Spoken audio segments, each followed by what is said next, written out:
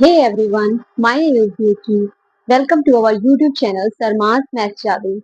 तो जैसा कि आप सभी लोगों को पता है, इस चैनल पर यूपी बोर्ड क्लास 10 बैच 26 के लेक्चर स्टार्ट हो चुके हैं। तो आज है लेक्चर 4। चैप्टर का नाम है रिलेशन एंड फंक्शन। एक्सरसाइज है हमारी 1C। तो जैसा कि आप हमारे हर लेक्चर में होता है कि एक्सरसाइज को एक्सप्लेन करने से पहले उसके इम्पोर्टेंट नोट्स को देखते हैं। तो सेम स्ट्रेटेजी के साथ हम इस एक्सरसाइज को भी आगे बढ़ाते हैं। तो इसमें इम्पोर्टेंट नोट्स कुछ यहाँ पर दे रखे हैं, उसे पढ़ लेते हैं। इसमें है सिमेट्रिक रिलेशन, जिसे हम सममित संबंध भी कहते हैं। इसमें क्या होता है, माना कोई समुच्चय ए है तथा x, y जो कि बिलोंग करते हैं सेट ए से, तब एक्स रिलेशन वाई बराबर होना चाहिए वाई रिलेशन एक्स के। तब ऐसी कंडीशन होती है, तब ऐसा रिलेशन सममित संबंध या सिमेट्रिक रिलेशन कहलाता है। जैसे हमने कोई सेट ए लिया और उस सेट में हमारे कोई दो एलिमेंट्स हैं जो कि बिलोंग करते हैं सेट ए से। एलिमेंट्स हमारे एक्स और वाई। तब अगर हम रिलेशन एक्स से वाई पर लेते हैं, तो जो रिलेशन एक्स से वाई पर है वही रिलेशन वाई से एक्स पर होना चाहिए। ऐसी कंडीशन में रिलेशन सिमेट्रिक रिलेशन सममित संबंध कहलाता है। चलिए इसके क्वेश्चंस को देखते हैं। उससे पहले इसका स्क्रीनशॉट ले लीजिए। क्वेश्चन हमारा दे रखा है, परिवार के सदस्यों का समुच्चय संबंध की बहन है। इसमें हमें बताना है कि संबंध सममित है या नहीं है। सॉल्यूशन 1। माना ए हमने कोई सेट लिया जो कि है परिवार के सदस्यों का समुच्चय। परिवार के सदस्यों का समुच्चय। अब मान लेते हैं कि इस परिवार में जो सदस्य हैं वो ए, बी, सी एंड डी और भी हो सकते हैं, डैश डैश डैश। तो इसमें संबंध दे रखा है कि बहन है। ए का रिलेशन है बी के साथ में, या ए बी की बहन है,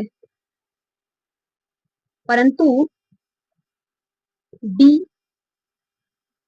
ए की बहन नहीं है। हमने क्या देखा, ए में हमने कोई एलिमेंट्स लिए ए बी सी डी जो कि है परिवार के सदस्यों का समुच्चय। तो कंडीशन दे रखी है संबंध की बहन है। अगर ए बी की बहन है तो ऐसा जरूरी तो नहीं है कि बी भी ए की बहन हो सकता है बी ए का भाई हो।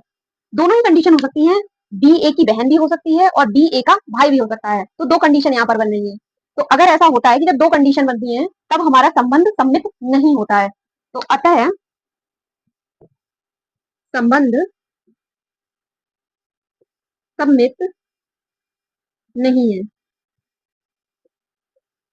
सम्मित होने की कंडीशन क्या है कि अगर ए का रिलेशन बी के साथ है तो बी का रिलेशन भी ए के साथ होना चाहिए, तब रिलेशन सम्मित कहलाएगा या सम्मित संबंध कहलाएगा। पर यहाँ पर ऐसा क्या है, ए बी की बहन है पर बी ए की बहन नहीं है, अतः संबंध सम्मित नहीं है।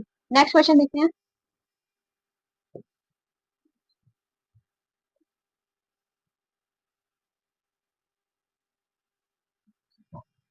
नेक्स्ट क्वेश्चन हमारा दे रखा है, समतल में स्थित सरल रेखाओं में समांतर संबंध।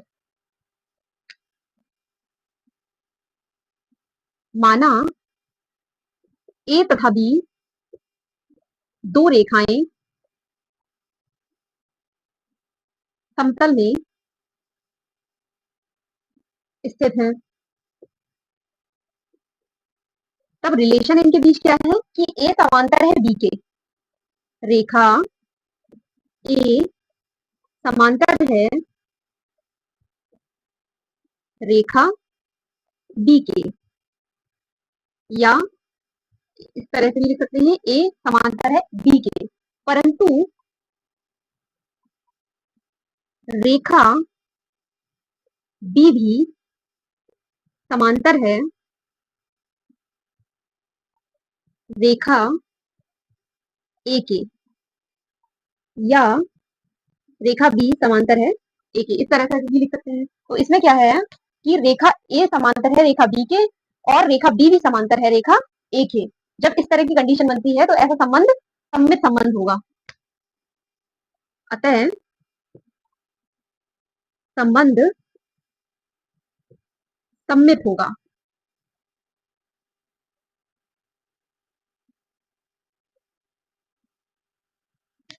दोबारा से समझ लेते हैं कि हमें समतल में स्थित ऐसी सरल रेखाएं लेनी है जो कि समांतर संबंध को दर्शाएं। तो हमने कोई दो रेखाएं ले ली, ए और बी, जो कि समतल में स्थित हैं। अब रेखा ए अगर बी के समांतर है तो बी भी रेखा ए के समांतर होगी। दोनों ही रिलेशन बराबर हैं, अतः संबंध सममित है। जैसे दो रेखाएं हमने ली, ए और बी, ये दोनों ही एक दूसरे के समांतर है। तो ए समांतर है बी के, तो बी भी समांतर होगी ए के। तो इस प्रकार के संबंध को हम सममित संबंध कहेंगे। नेक्स्ट क्वेश्चन देखते हैं।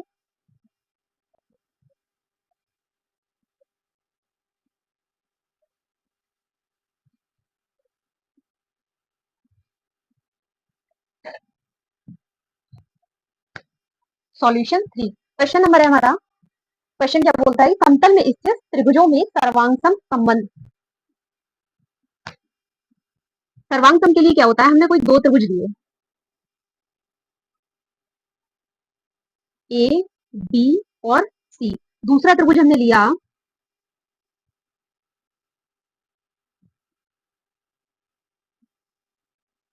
पी, क्यू और आर। सर्वांग सम के लिए क्या होता है?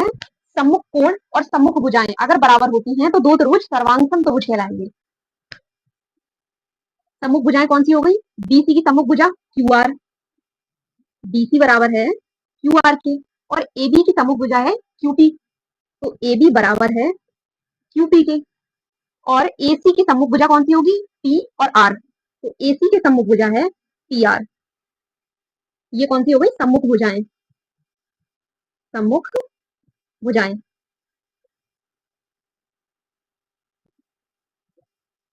सम्मुख कोण भी अगर बराबर हो, सम्मुख कोण कौन से हो गए हमारे? कोण ए बराबर है कोण पी के, कोण बी बराबर है कोण क्यू के, और कोण सी बराबर है कोण आर के। ये हो गए हमारे सम्मुख कोण। ये हो गए हमारे सम्मुख कोण। तो इसमें क्या हो रहा है? सम्मुख भुजाएं और सम्मुख कोण अगर बराबर होते हैं तो ऐसे त्रिभुज सर्वांगसम त्रिभुज कहलाते हैं। लिख सकते हैं हम त्रिभुज ए बी सी सर्वांगसम का ये साइन हम लगाते हैं जब त्रिभुज सर्वांगसम होते हैं। तो त्रिभुज एबीसी सर्वांगसम होंगे त्रिभुज पी क्यू और आर। तो जब एबीसी सर्वांगसम है पी क्यू आर के, तो त्रिभुज पी क्यू आर भी सर्वांगसम होगा त्रिभुज ए बी सी के साथ। अतः संबंध सममित होगा।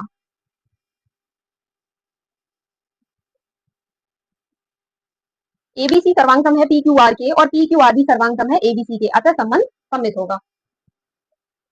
नेक्स्ट क्वेश्चन देखते हैं।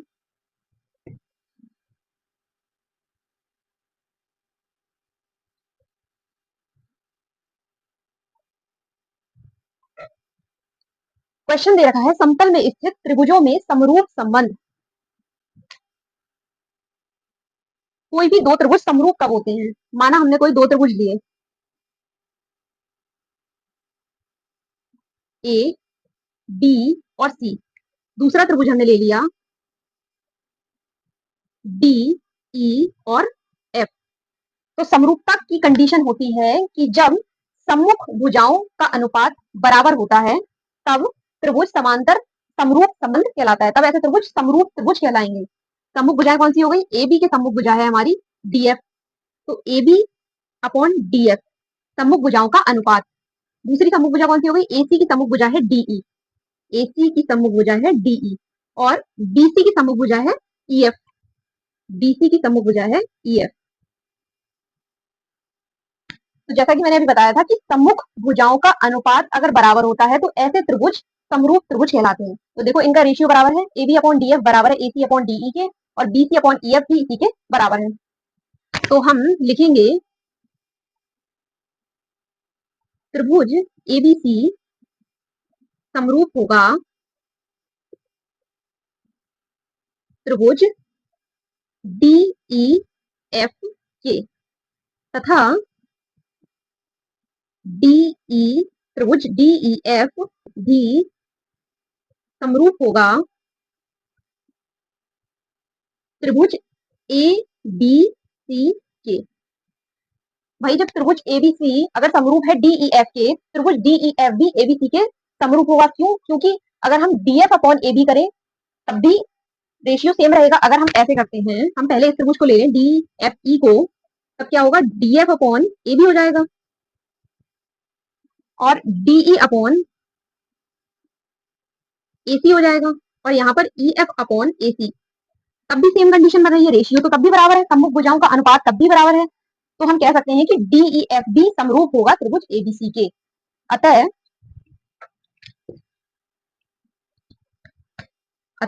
संबंध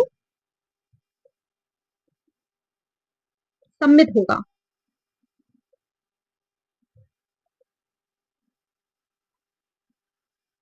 ये क्वेश्चन नंबर हमारा था 4। फटाफट से इस क्वेश्चन को उतार लीजिए, नेक्स्ट क्वेश्चन देखते हैं फिर।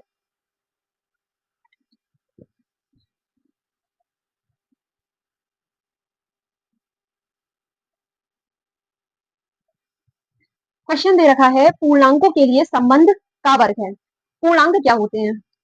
पूर्णांक जिसे हम इंटीजर्स भी कहते हैं, पूर्णांक हमारे होते हैं माइनस इंफिनिटी से लेके प्लस इंफिनिटी तक जितने भी नंबर्स होते हैं पूर्णांक या इंटीजर्स कहलाते हैं।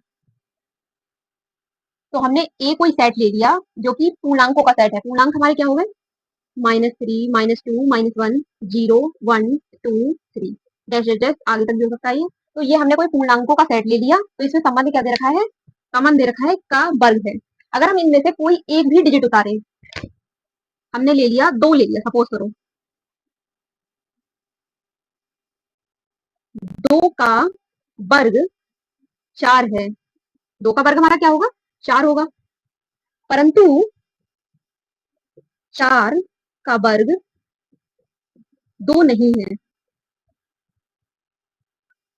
4 का वर्ग 2 नहीं है, अतः संबंध सम्मित नहीं होगा।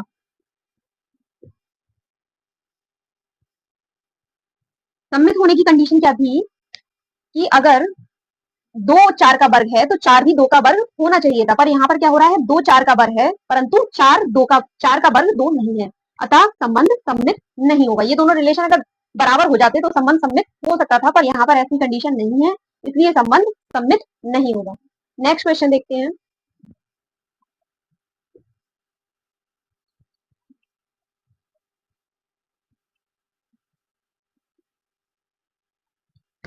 क्वेश्चन नंबर 6 हमारा क्या कहता है, इनइक्वालिटी दे रखी है लेस इक्वल की वास्तविक संख्याओं के समुच्चय के लिए। अब वास्तविक संख्याएं जिसे हम रियल नंबर्स भी कहते हैं, वास्तविक संख्याएं हमारी क्या होती हैं, माना ए हमने कोई सेट ले लिया जो कि है वास्तविक संख्याओं का सेट। अब वास्तविक संख्याओं के सेट में क्या होता है, ये भी माइनस इंफिनिटी से प्लस इंफिनिटी होगा, लेकिन इसमें कंडीशन क्या रहेगी, इसमें भिन्नात्मक संख्याएं या परिमेय संख्याएं ये भी इंक्लूड होती हैं, या फिर कहीं हम दशमलव संख्याएं भी इसमें इंक्लूड होती हैं। जैसे हमने -5 ले लिया, -4 ले लिया, -3 ले लिया, -1/5 ले लिया, हो गया ये परिमेय संख्या, तो ये भी इसमें इंक्लूड है। 0, 1, 2, 3 डैश डैश डैश। तो इसमें क्या दे रखा है, लेस इक्वल की इनइक्वालिटी, ये संबंध दे रखा है हमें। तो अगर हम इसमें से कोई एक भी डिजिट लें, अगर हमने सपोज 3 ले लिया,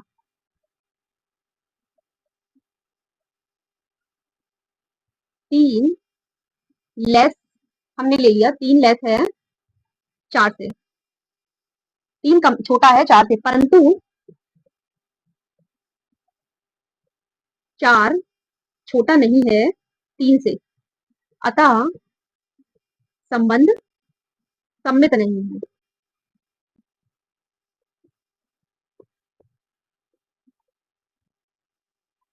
इसमें हम कोई भी डिजिट ले सकते थे। अगर हम 2 लेते, मान लो हम 2 लेते, 2 जो कि छोटा होता 3 से, तो ऐसा जरूरी तो नहीं है, ऐसा पॉसिबल ही नहीं है। अगर हम छोटा लेते हैं 3 से, तो 3 छोटा नहीं होगा 2 से, इसका मतलब संबंध सम्मित नहीं है। दोनों ही रिलेशन अलग अलग हैं, दोनों ही समान नहीं है, अतः संबंध सम्मित नहीं है। नेक्स्ट क्वेश्चन देखते हैं हम।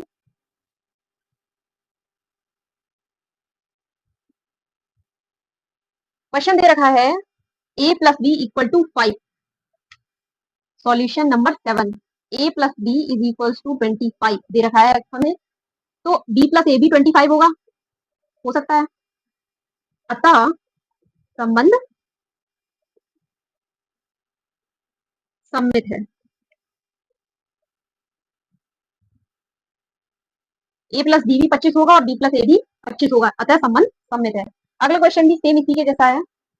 Solution 8, 4a plus b equal to 25, 4a plus b equal to 25 या b प्लस 4a कर दें तब भी ये 25 ही रहेगा, अतः संबंध सममित है। अतः संबंध सममित है। इसी के साथ ये एक्सरसाइज हमारी कंप्लीट होती है। आई होप कि ये लेक्चर आपको बहुत ही आसान तरीके से समझ में आया हो, और अगर